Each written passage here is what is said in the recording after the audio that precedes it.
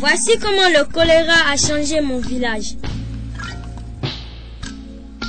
De petits germes de choléra invisibles se sont répandus dans la rivière. Si petits et si dangereux.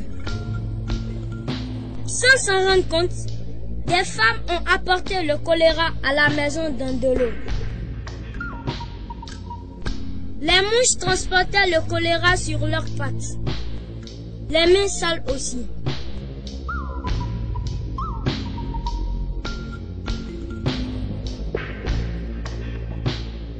Nous avalions les germes du choléra dans notre eau, dans notre alimentation et sur nos doigts.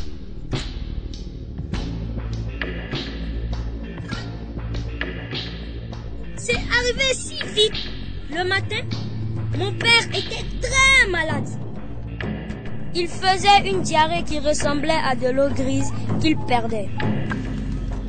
J'avais tellement peur, je suis allé chercher de l'aide.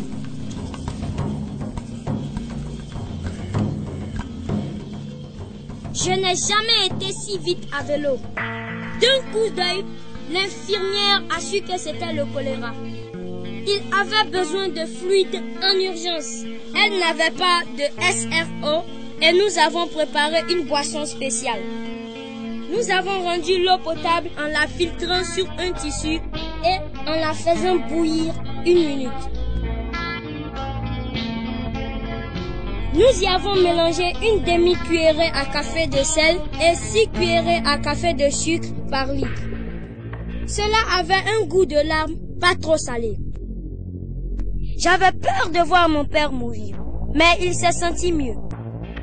L'infirmière m'a expliqué que tous ceux qui avalent les germes du choléra ne tombent pas malades, mais qu'ils peuvent transmettre la maladie. Maintenant, je devais apporter de l'eau potable aux villageois et leur apprendre à se protéger du choléra. J'ai vu une fille porter de l'eau. J'ai dit qu'elle pouvait rendre l'eau potable en y ajoutant des gouttes de chlore et en attendant 1 demi-heure.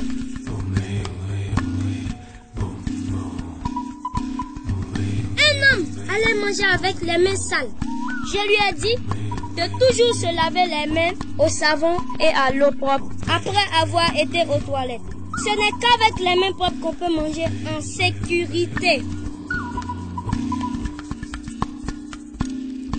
J'ai vu des villageois propager le choléra dans notre rivière. Je leur ai dit que nous devions creuser des latrines loin de la rivière à au moins 30 mètres. C'était important pour garder notre village propre. J'ai vu une mère préparer des aliments. Je lui ai dit de se laver les mains d'abord au savon et à l'eau propre, puis de laver et éplucher les aliments, les cuire, les manger chauds et les protéger des mouches. J'ai passé le mot dans tout le village et suis retourné voir mon père, heureux de voir qu'il allait mieux. Notre village a retrouvé sa santé. Maintenant, nous filtrons et faisons bouillir l'eau. Nous utilisons toujours les latrines et nous lavons toujours les mains après.